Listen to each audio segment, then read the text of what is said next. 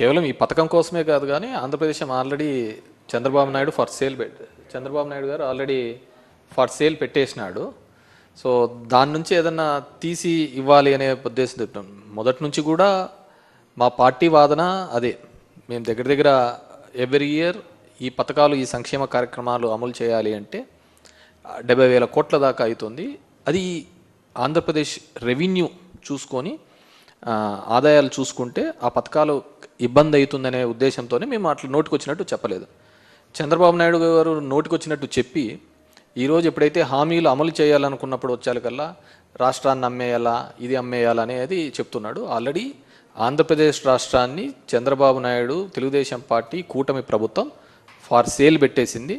దాంట్లో భాగంగానే మొన్న కూడా చూసినాము 190,000 కోట్ల రూపాయలకు సంబంధించి ఏపీఎండిసికి సంబంధించినవి కూడా కేవలం ఒక 9,000 కోట్ల కోసం ఈ మైన్స్ అన్ని కూడా గ్యారంటీగా పెట్టే సందర్భం కూడా చూడడం జరిగింది.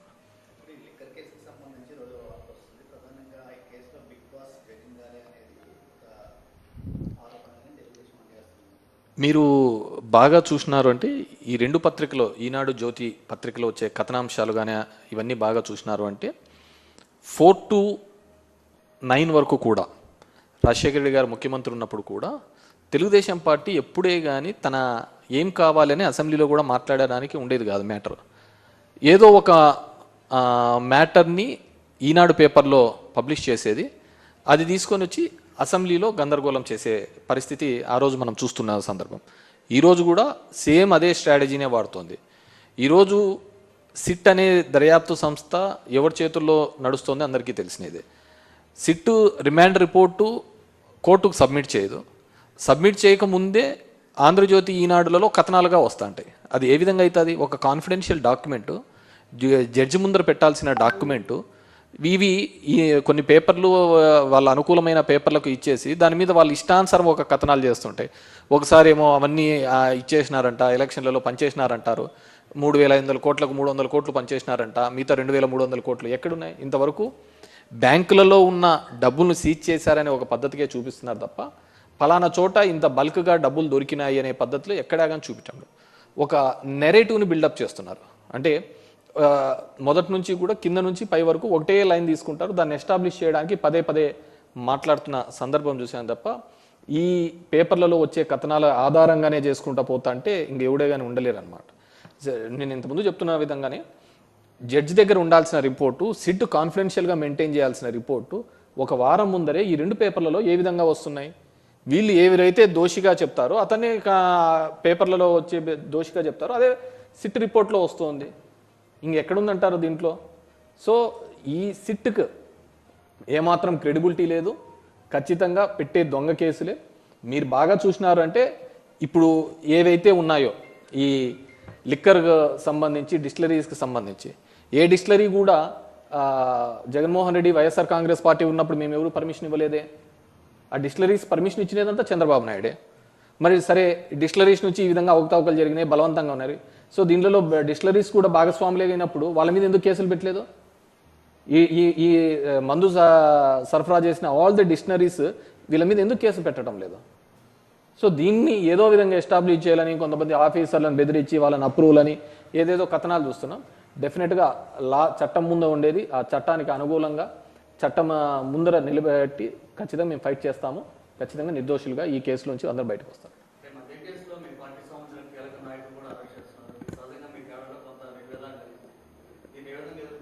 డెఫినెట్గా దీస్ ఆర్ ఆల్ ఎక్స్పెక్టెడే. ఏదో ఒక విధంగా ఈ ప్రభుత్వం మీద బురద చల్లాలనే ఒక ఆలోచనతో ఈ ప్రభుత్వం జరుగుతుంది. మనము మొత్తానికి చూసినట్టే చిన్నది కానీ ఒక గ్రామ స్థాయిలో కూడా ఒక చిన్న గొడవ జరిగినప్పుడు వాడొచ్చి ఇంటి మీద గొడవ చేసినా కానీ మా మీద కేసులు పెట్టే సందర్భం. సో అంత మైక్రో లెవెల్లో నుంచి కూడా దీన్ని మానిటర్ చేస్తున్న సందర్భం. So we're all ready for ఎలాంటి కేసులు పెట్టినా ఏ దానికైనా సరే వైఎస్ఆర్ కాంగ్రెస్ పార్టీ సిద్ధంగా ఉంది. ఎటువంటిదైనా సరే చట్ట ప్రకారం ఏమో వాటిని ఎదుర్కోగలుగుతాము. డెఫినెట్గా ఎవరెవరైతే దీనిలలో భాగస్వాములు అవుతున్నారో, దీనిలో అంత ఉత్సాహంగా చేస్తున్నారో రాబోయే కాలంలో దాన్ని ఖచ్చితంగా అనుభవించి తీరుతారు.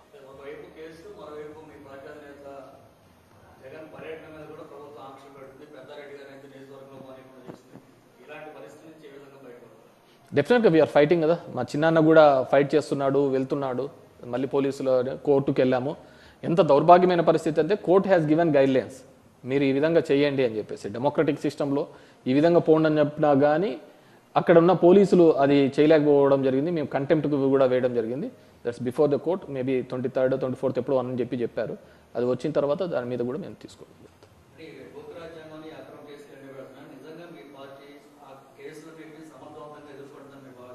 డెఫినెట్గా వీఆర్ ఫైటింగ్ ఫర్ ద ఏ కేసుకైనా భయపడుతున్నాం కదా. మీరు సింపుల్, మీరెంత అనగదొక్కాలని చూస్తూ ఉంటే ప్రతిపక్ష పార్టీలను అనగదొక్కాలని చెప్పేసి ఈరోజు కూటమి ప్రభుత్వం చేస్తే దానికి 3 ఇంతలుగా మేము బౌన్స్ బ్యాక్ అవుతున్నాం. ఈరోజు జగన్మోహన్ రెడ్డి గారికి వెళ్తే వచ్చే జనాలే, ఆ క్రౌడే దానికి నిదర్శనం. దీంట్లో ఎటువంటిది లేదు. ఈరోజు చూసినారు అంటే జనాలు ప్రతి సందర్భంలో కూడా రైతు అనే వ్యక్తి గిట్టుబాటు ధర లేక ఇబ్బంది పడుతున్నాడు. మాకు ఎప్పుడు ఉండేది ఇదే, వర్షాకాలంలో రావాల్సిన వానలు ఎండాకాలంలో వచ్చినాయి. రైతులు పరిస్థితి చూస్తే చూడు, ఒక రైతు ఇబ్బంది పడుతున్నాడని పరిస్థితి ఉంటే ఈరోజు నిన్న చూసినారంటే 600 రూపాయలు ఒక టికెట్ రేటు పెంచి ఇచ్చిన సందర్భం చూస్తున్నాం. అదే 600 రూపాయలు లేకుంటే రైతు గిట్టుబాటు ధర మీద వీళ్ళు ఆలోచించవచ్చు కదా. కానీ ఏ పార్టీ కూడా జనం కోసము ప్రజల కోసం ఆలోచిస్తున్న పరిస్థితి ఈరోజు పాలకపక్షం చూడటం లేదు, కూటమి చూడటం లేదు. డెఫినెట్గా వాళ్ళు బాగా జడ్జి చేయగలుగుతారు ఎవరిని ఏ విధంగా చేయాలని. డెఫినెట్గా రాబోయే కాలంలో వాళ్ళందరి మీద కూడా ప్రజలు ఒక తీర్పుని ఇవ్వబోతున్నారు.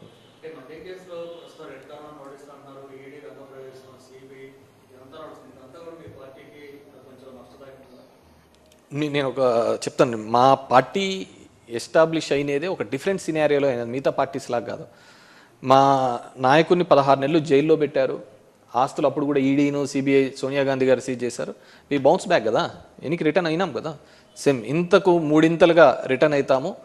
ఖచ్చితంగా కూడా వైఎస్ఆర్ కాంగ్రెస్ రాసి పెట్టుకోండి, 2029లో పోయినసారి వచ్చిన మెజార్టీ కంటే అత్యధిక మెజార్టీతో రాబోతున్నాం.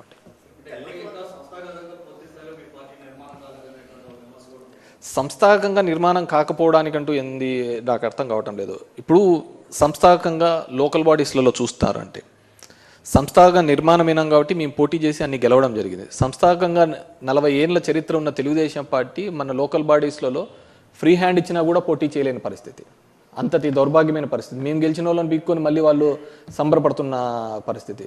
మా ప్రస్థానం 12 ఏళ్ళ రాజకీయ ప్రస్థానానికి 40 ఏళ్ళ తెలుగుదేశం పార్టీ ప్రస్థానానికి చూడండి.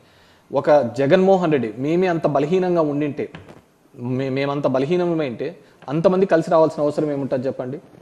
అంటే మీకు ఎక్కడా ఉండదు దేశంలో Telugu Desam party, BJP party, communist party, Janasena party వీళ్ళన్నిటికీ కూడా వ్యతిరేకంగా ఉండేది ఎవరిది? కాంగ్రెస్ పార్టీకి పుట్టినది. ఈ కాంగ్రెస్ పార్టీ కూడా మాకు వ్యతిరేకంగా నీకు దేశంలో ఎక్కడా ఉండదు. ఒక ప్రాంతీయ పార్టీని నిలువరించడానికి ఇన్ని పార్టీలు, జాతీయ పార్టీలు, ప్రాంతీయ పార్టీలు ఏకం కలిసి వస్తున్నాయి. అయినా కానీ వి గాట్ ద 40%. ఇంతకు మించి మేము ఇంకా కిందికి దిగజారేది ఉండదు, ఇంతకు మించి పైకి పోయేదే ఉంటుంది. కాబట్టి డెఫినెట్గా వీఆర్ కమింగ్ బ్యాక్.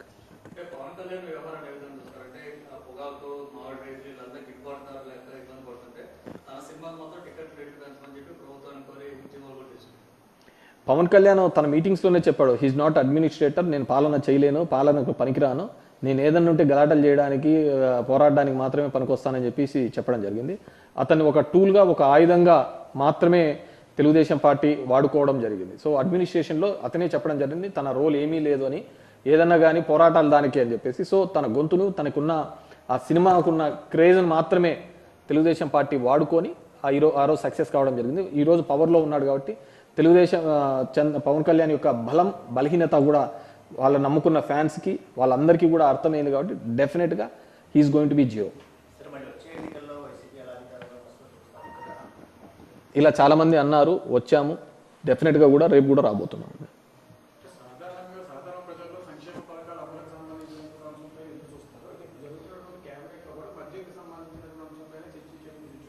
డెఫినెట్గా మద్యం పాలసీ మీద మీరు చూస్తే ఈరోజు కాదు, ఈ మద్యం పాలసీ మీద మీరు 1999 to 2004 మధ్యలో కూడా ఆ రోజు మైసూరారెడ్డి గారు కూడా who is the big boss అని చెప్పేసి లేవనెత్తిన సందర్భం. ఆ రోజుల్లోనే ఈయన లిక్కర్ స్కామ్లో ఇరుక్కున్నాడు. ఆల్రెడీ కూడా ఈ కేసుకు సంబంధించి నేను ఇంతకుముందుకు చెప్పినందుకు కనుక ఈ డిస్టిలరీస్ ఏవే కానీ మేము ఇచ్చినది కాదు. మేము చేసిన ఏకైక తప్పు ఒకటే ఒక చోట, నిజం గట్టిగా చెప్పలేకపోయినాం, చంద్రబాబు నాయుడు లాగా అబద్ధాలు మాట్లాడలేకపోయినాం. అది మా పార్టీ చేసిన అతిపెద్ద తప్పు. ఎందుకంటే వాళ్ళు ఈ భూము ఈ బీర్లను అన్నింటినీ చూపించేసి ఇవన్నీ జగన్మోహన్ రెడ్డి జే బ్రాండ్లని వాళ్ళంతగా ప్రచారం చేసినా కానీ, లేదా ఇవన్నీ తెచ్చినది తెలుగుదేశం పార్టీ ఆధ్వర్యంలోనే వాళ్ళ ముఖ్యమంత్రిగా వాళ్ళ టెన్యూర్లోనే తెచ్చారు అనే విషయాన్ని కూడా మేము గట్టిగా ప్రజల్లోకి తీసుకొని పోలేకపోవడము మేము చేసిన అతిపెద్ద తప్పుగా భావిస్తున్నాం. వాళ్ళు చేసిన అబద్ధ మాటలు, కుట్రపూరితమైన అంశాలను మేము జనంలోకి రివర్స్గా కౌంటర్ పోయినాము అధికారంలో ఉన్నప్పుడు. ఎందుకంటే ఏ డిస్టిలరీ మేము ఇవ్వలేదు. ఉన్న డిస్టిలరీస్ కన్నా మాకు ఫేవర్ చేసినట్టు ఈ విధంగా చేసినట్టు మరి ఎన్ని డిస్టిలరీస్ మీద కేసు పెట్టారు, ఎన్ని డిస్టిలరీస్ని ఉన్న ఎండీస్ని అరెస్ట్ చేసినారు, దాని ఓనర్లను అరెస్ట్ చేసినారు చెప్పమనండి. So these are all bogus. అవన్నీ ఇచ్చిన పర్మిషన్లు అన్నీ కూడా చంద్రబాబు నాయుడే.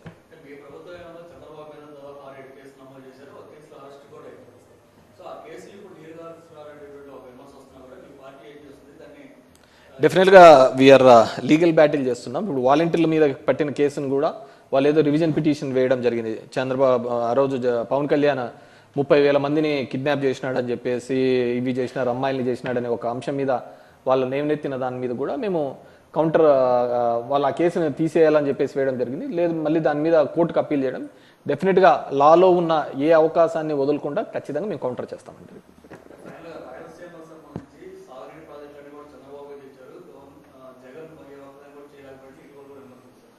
చంద్రబాబు నాయుడు గారు రాయలసీమ ప్రాంతంలో వచ్చి అక్కడ రైతన్నలను అడిగితే చెప్తారు ఈయన చేసిన ఘనకార్యం ఏంది. ఈరోజు రోడ్ల మీద టమోటాలు ప్రతి పంటను చూడండి రోడ్ల మీద వేసి ఇబ్బంది పడుతున్న పరిస్థితులు చూస్తారు. చంద్రబాబు నాయుడు ఒకటి చెప్తాను చెప్పండి, ప్రతిదీ తనే కనిపెట్టాను అంటుంటాడు. సైబరాబాద్ నేనే అంటాడు, ఆర్టిఫిషియల్ ఇంటెలిజెన్స్ అంటాడు, ఇంకో ఏదేదో వ్యాలీస్ చెప్తున్నాడు, క్వాంటమ్ వ్యాలీ అంటున్నాడు. నాకు తెలిసి అమరావతిలో ఏ వ్యాలీ ఉండదు, ఉండేది ఒకటే వ్యాలీ, అది ఆక్వా వ్యాలీ. ఆక్వా వ్యాలీ మాత్రం సక్సెస్ఫుల్గా ఉంటుంది.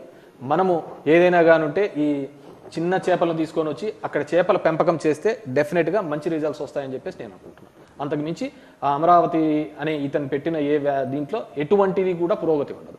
ఓన్లీ పురోగతి ఏదైనా ఉంది అంటే మాత్రం ఫిషరీస్ మాత్రం